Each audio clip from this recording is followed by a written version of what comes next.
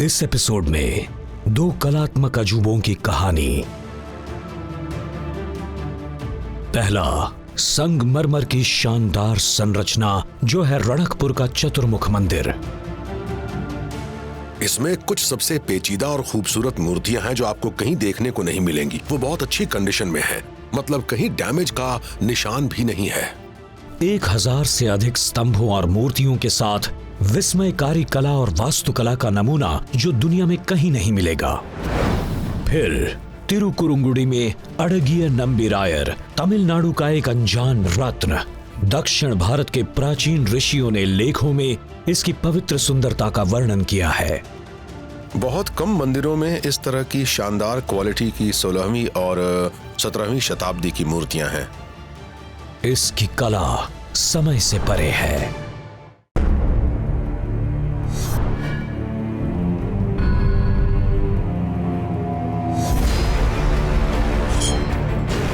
सदियों पुरानी संरचनाएं समेटे खड़ी हैं रहस्य अतीत के। अनजानी राहों पर, भूली बिसरी कहानियों में, लोक कथाओं में छिपा है अनकहा इतिहास भारत का।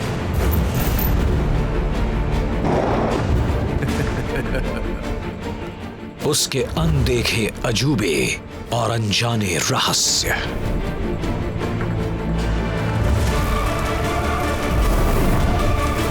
India, Marvels and mysteries with William Dalrymple.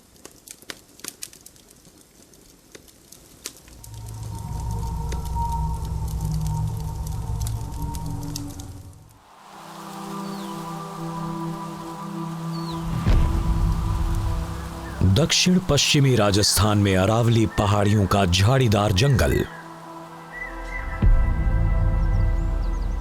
One घाटियां लगभग 4000 फुट ऊंची चोटियों से गिरती हैं। 500 साल पहले ये क्षेत्र मेवाड़ के राजपूत साम्राज्य का हिस्सा था, जो कुंभलगढ़ के महान किले से नियंत्रित किया जाता था।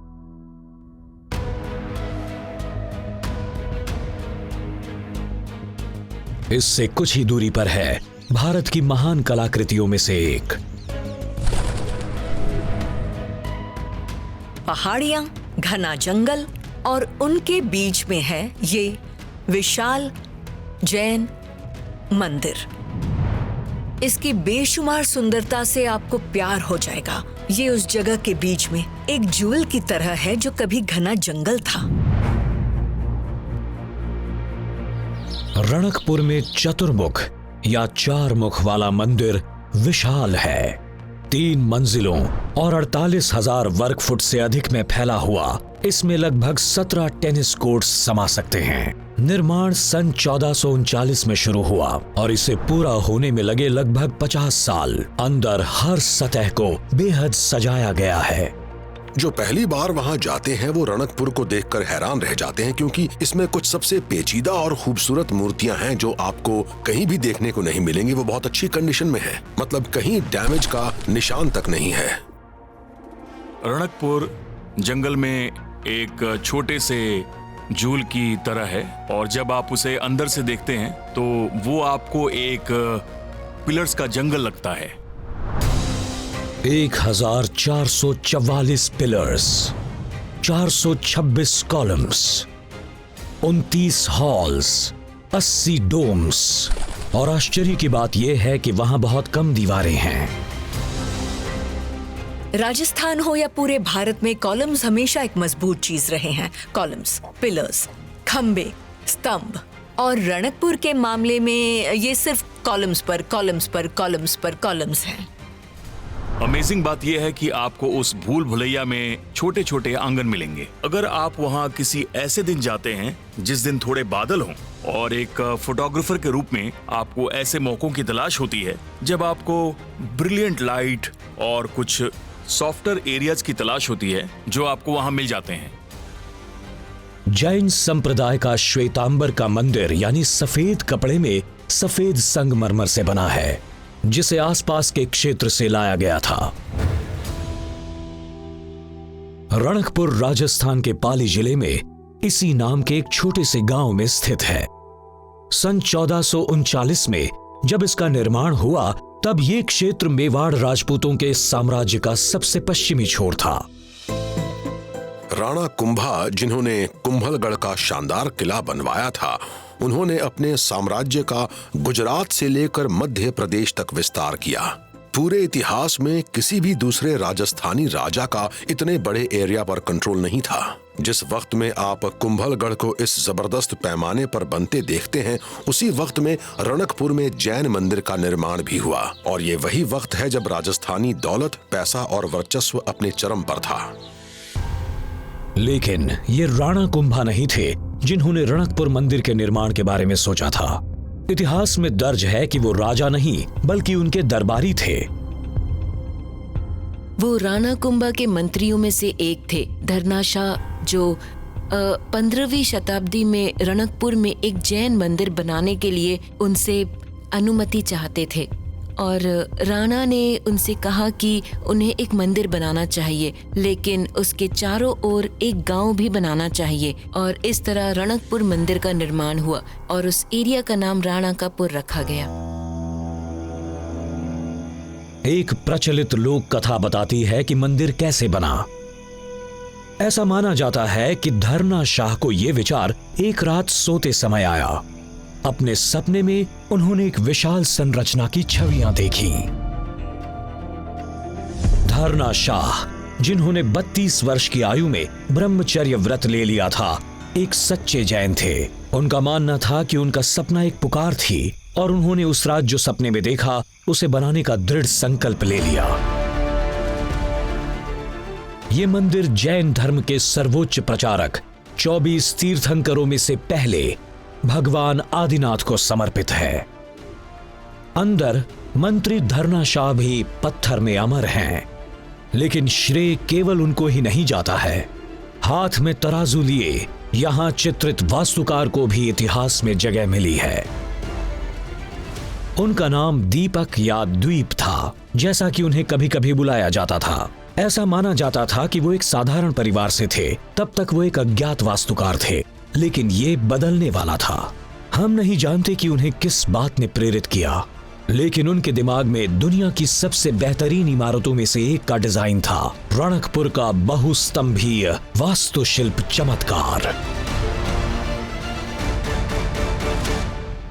महाराणा कुंभा के दरबार में बहुत से प्रसिद्ध आर्किटेक्ट्स थे। उनमें से एक को चुन लिया जाता है, और मुझे लगता है कि यही वजह है कि दीपक का उदय हुआ, जो जाहिर तौर पर एक गरीब विनम्र व्यक्ति था। दीपक को बड़ा मौका तब मिला जब उन्होंने धरनाशाह को अपना डिजाइन प्रस्तुत किया। जैसा कि अधिकांश भारतीय ऐतिहासिक वास्तुकला संरचनाओं के साथ है, निर्णायक रूप से दिखाने के लिए कोई भौतिक चित्र या ब्लूप्रिंट नहीं है कि इन इमारतों की योजना कैसे बनाई गई थी। उन्होंने जरूर इसे प्रस्तुत करने के लिए कोई अनोखा तरीका सोचा होगा। उनकी कल्पना धरनाशाह के सपने से मेल खाती थी। बाकी इतिहास है।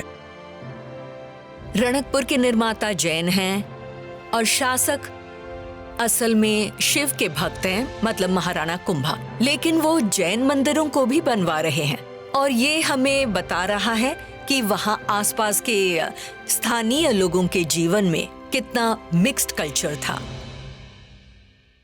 जिस मिलीजुली संस्कृति ने मंदिर को जीवित बनाया, वो अभी भी फल फूल रही है। जैन मंदिर में हिंदू पुजारियों के प्रत्यक्ष वंशज आज भी सेवा कर रहे हैं।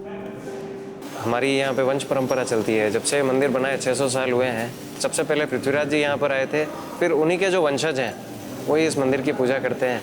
मेरे पिताजी हैं 17वीं पीढ़ी, मैं 18वीं पीढ़ी में हूँ। ये रिस्पॉन्सिबिलिटी से ज़्यादा हमको प्लेजर लगता है कि हमको ये सेवा करने का मौका मिल रहा है। ये कहाँ मिलता है बाहर। देखो, मंदिर के अंदर हर चीज़ सिंबॉलिक है।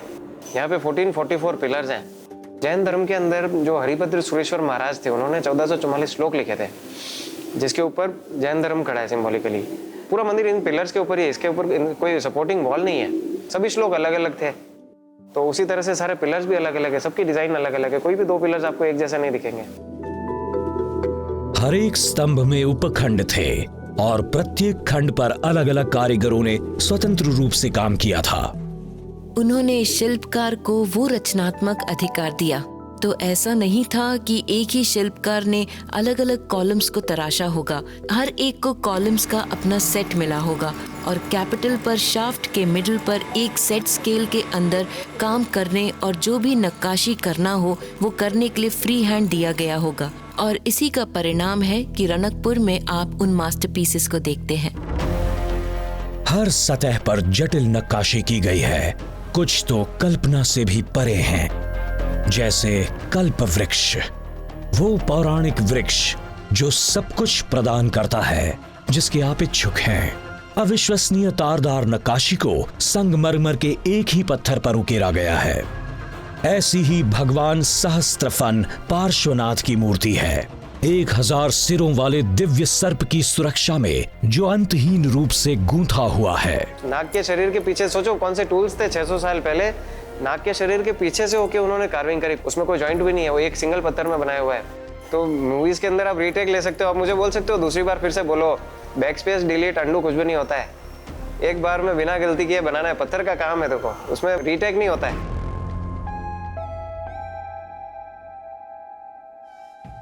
6 सदियों बाद भी रणकपुर का मंदिर भारत की महान कलात्मक उपलब्धियों में से एक बना हुआ है। कई लोग इसे परिपूर्ण या परफेक्ट मानते हैं।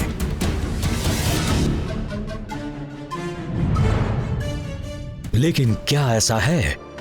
इसे बनाने वाले धरना शाह और इसके वास्तुकार दीपक ने यह सुनिश्चित किया कि यह पूरी तरह से संपन्न ना हो।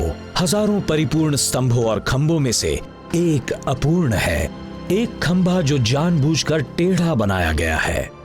ये याद दिलाने के लिए है कि हम इंसान हैं और हम डिवाइन नहीं हैं। और इस कॉलम का आउट ऑफ लाइन होना हमें याद दिलाता है कि ये पृथ्वी है, ये परफेक्शन नहीं है। निर्माणकर्ताओं को पता था कि वो कला का एक असाधारण नमूना बना रहे हैं, लेकिन इससे घमंड पैदा हो सकता है और भाग्य को चुनौती देना बुद्धिमानी नहीं थी। आपको एहसास होगा कि वहाँ कुछ ऐसा रखा गया है जो आपको परफेक्शन का कॉन्सेप्ट समझाने के लिए वहाँ पर रखा गया है। आधुनिक युग में प्रौद्योगिक प्रगति की सहायता के बावजूद पूर्णता अभी भी एक दूर का आदर्श बनी हुई है। 600 साल पहले रणकपुर के चतुर्मुख मंदिर को बनाते वक्त मध्यकालीन मनुष्यों ने जानबूझकर उसे प्राप्त नहीं किया।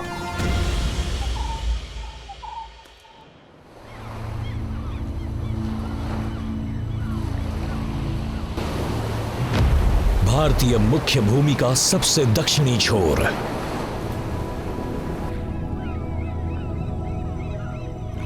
यहां मिलन होता है बंगाल की खाड़ी, हिंद महासागर और अरब सागर का।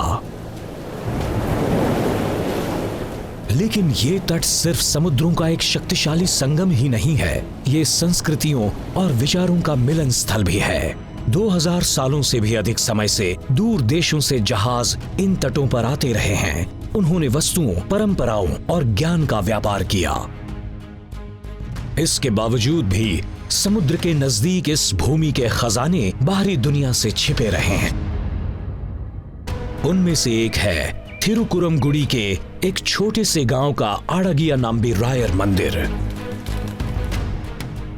थिरुकुरमगुडी छुपे हुए रत्न की तरह है। ये दक्षिण भारत के बहुत ही रिमोट हिस्से में है। ये केरल और तमिलनाडु की सीमा पर है और यहाँ तक कि तमिलनाडु के लोग भी इसके बारे में ज्यादा नहीं जानते हैं। जो लोग विष्णु पद का अनुसरण करते हैं वो जानते हैं कि संपूर्ण भारतीय धरती पर 108 पवित्र विष्णु मंदिर हैं। तो ये उन महत्वपूर्ण 108 तीर्थ स्थलों में से एक है। विष्णु, जिन्हें अड़गिया नंबी के नाम से जाना जाता है, वो सुंदर देवता जो आपको उस पर विश्वास करने के लिए कहता है। मंदिर ताम्रपाणी नदी की एक सहायक नदी के तट पर बना है। ये पश्चिमी घाट की छाया में खड़ा है। महेंद्रगिरी इसके ऊपर खड़ा है। लोक कथाओं के अनुसार हनुमान जी ने लंका की ओर अपनी विशाल छलांग यहीं से लगाई थी। ये मंदिर आधुनिक तमिलनाडु के तिरुनेलवेली जिले में कन्याकुमारी से केवल 50 किलोमीटर उत्तर में स्थित है। इतिहास बताता है कि ताम्रपाणी नदी के किनारे पर कम से कम 4000 सालों से लोग रहते आए हैं। एक भाषा के हिसाब से तमिल को आज हम जिस रूप में जानते हैं उसे इस एरिया पर राज करने वाले पांड्य राजाओं ने पेट्रोनाइज और प्रोटेक्ट किया था, और थिरुकुरमगुडी को तमिलनाडु के राजाओं और केरल के राजाओं दोनों के समर्थन का खास फायदा मिला। आज जो कुछ भी देखा जा सकता है उसका अधिकांश भाग 17वीं शताब्दी में बनाया गया था, लेकिन कुछ लोगों का मानना है कि नंबीरायर मंदिर की उत्पत्ति 2000 साल पुरानी हो सकती है। 8वीं शताब्दी में जब आदरणीय तमिल कवि संतों ने थिरुकुरमगुडी के बारे में लिखना शुरू किया तो इसे बहुत महत्व मिला। हम 4000 छंदों को बहुत पवित्र मानते हैं, जिन्हें तमिल में विष्णु पर 12 संतों के एक समूह ने लिखा था, जिन्हें आलवार कहा जाता है। आलवार भक्ति कवि थे जिन्होंने कई मंदिरों के बारे में लिखा, जिनमें से एक थिरुकुरमगुडी भी था। थिरुकुरमगुडी की एक अनूठी विरासत है क्योंकि इसके बारे में एक आलवार ने नहीं बल्कि 3 आलवारों ने लिखा है। विशेष रूप से ये आलवारों में से अंतिम थे, जिन्हें कई लोग सभी 12 में सबसे महान मानते हैं। ऐसा कहा जाता है कि डाकू से संत बने थिरुमंगई आलवार ने तिरुकुरमगुडी में अपने भजनों की रचना की थी। वो थिरुकुरमगुडी पर एक प्रेम कविता गाते हैं जहां नायक कहते हैं, मुझे इस जगह से दूर ले चलो, मुझे थिरुकुरमगुडी ले चलो। यहाँ तक कि ठंडी चांदनी हवा, शाम की नर्म रोशनी, ये सब मेरे शरीर को कष्ट दे रही हैं। मैं थिरुकुरमगुडी में बसे अपने भगवान से दूर नहीं रहना चाहता, मैं वहां जाना चाहता हूँ, मुझे वहां ले चलो। तमिल साहित्य में इसके इतने महत्व के बावजूद नंबीरायर उजाड़ हो गया और सालों तक भुला दिया गया। लगभग 30 साल पहले एक प्रमुख स्थानीय परिवार ने पहल की और मंदिर के पुराने गौरव को बहाल किया। बहाली ने शानदार मूर्तियों को नया जीवन दिया। इन्हें 16वीं और 17वीं शताब्दी में नायक राजाओं ने बनवाया था। 2000 से अधिक कलाकृतियां विभिन्न विशाल कक्षों और मंदिर की मीनारों में फैली हुई हैं। आज उन्हें मध्यकालीन दक्षिण भारतीय पत्थर नक्काशी के कुछ महानतम उदाहरणों में से एक के रूप में देखा जा रहा है। नंबीरायर मंदिर तिरुकुरमगुडी के छोटे से गांव का धड़कता हुआ दिल है। प्राचीन मंदिर छोटे से शुरू हुआ, लेकिन 2000 सालों में विकसित होता रहा।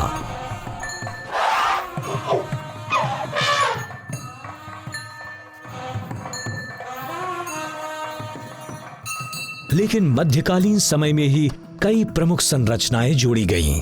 इसमें एक 4 दीवारी शामिल है जो 18 एकड़ के मंदिर परिसर को घेरती है।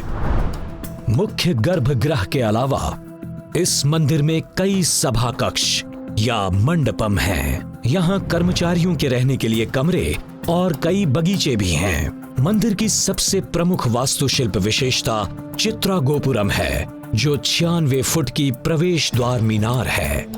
थिरुकुरमगुडी मंदिर का सबसे पुराना संदर्भ 8वीं शताब्दी का है।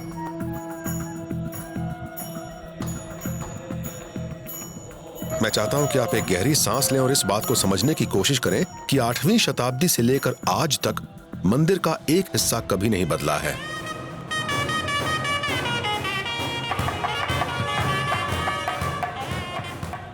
श्रद्धालु अभी भी नंबीरायर मंदिर के उन्हीं गलियारों से प्रवेश करते हैं और आज भी भगवान विष्णु को लगभग उसी तरह से प्रणाम करते हैं जैसे सदियों पहले किया करते थे।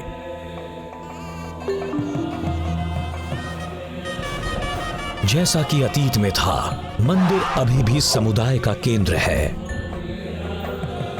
परिवार इकट्ठा होते हैं, माँ बेटियां, पिता और बेटे, बूढ़े और जवान, सभी अपने भगवान की एक झलक का इंतजार करते हुए।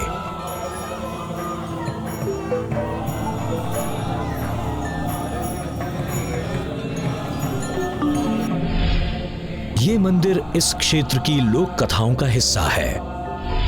मंदिर लेजेंड्स को कलेक्ट और अट्रैक्ट करते हैं और सबसे आकर्षक कहानियों में से एक, और ये कहानी वैष्णव सिद्धांत के लिए बहुत महत्वपूर्ण है कि स्वयं विष्णु ने एक युवा लड़के का रूप लिया, एक सहायक की तरह, एक शिष्य की तरह।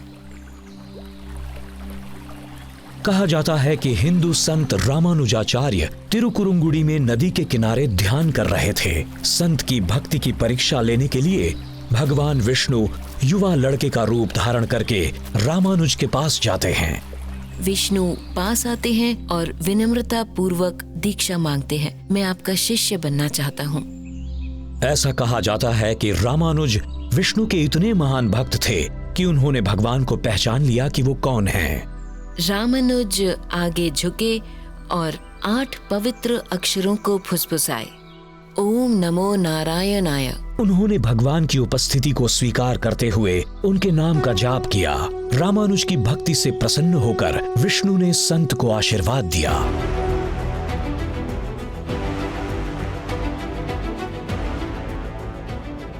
नंबीरायर मंदिर में शानदार कलाकृतियां हर जगह फैली हुई हैं। बहुत कम मंदिरों में इस तरह की शानदार क्वालिटी की 16वीं और 17वीं शताब्दी की मूर्तियां हैं। चित्रा गोपुरम में और उसके आसपास ग्रेनाइट और लकड़ी से उकेरी गई 2000 से अधिक कलाकृतियां हैं। हिंदू महाकाव्यों के दृश्य और पात्र कई दीवारों पर हैं।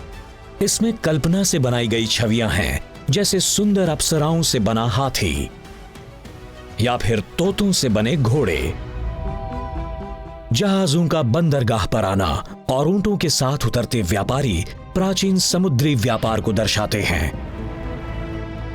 मीनार के ऊपरी स्तर लकड़ी की नक्काशी से भरे हुए हैं। सबसे ऊपरी मंजिल की छत किसी प्राचीन जहाज के उल्टी लकड़ी के पतवार की तरह दिखती है।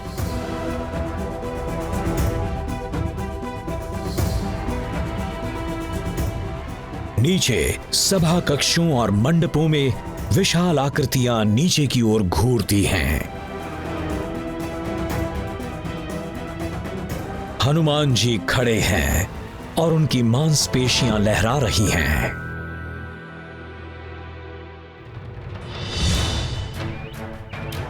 उत्तरी मंडपम में कुछ सबसे प्रभावशाली कलाकृतियां हैं। यालीस नामक पौराणिक जीव कक्ष के दोनों ओर कतार से खड़े हैं। प्रत्येक को पत्थर के एकल खंडों से उकेरा गया है। वो सभी एक जैसे हो सकते हैं, सिवाय इसके कि उनमें से 2 के मुख में कुछ है। आपको ये देखकर हैरानी होगी कि अंदर एक बॉल है और आप असल में उस बॉल को पूरी तरह से घुमा सकते हैं, लेकिन आप बॉल को मुख से बाहर नहीं निकाल सकते। कल्पना कीजिए कि 16वीं 17वीं सदी में एक मूर्तिकार ने न सिर्फ इस जानवर को पूरी तरह से उकेरा, बल्कि इनमें से 2 में वो सिर्फ एक हथौड़े और एक छेनी की मदद से मुंह के अंदर के हिस्से को खाली बना पाया और उसके अंदर एक बॉल भी बनाई। ये कैसे किया गया, ये एक रहस्य बना हुआ है। कला और कल्पना का चमत्कार। सालों से दुनिया द्वारा भुला दिया गया तिरुकुरुंगुडी का मंदिर एक बार फिर अपना सही स्थान पा रहा है, भारत के महान कलात्मक आश्चर्यों में से एक के रूप में।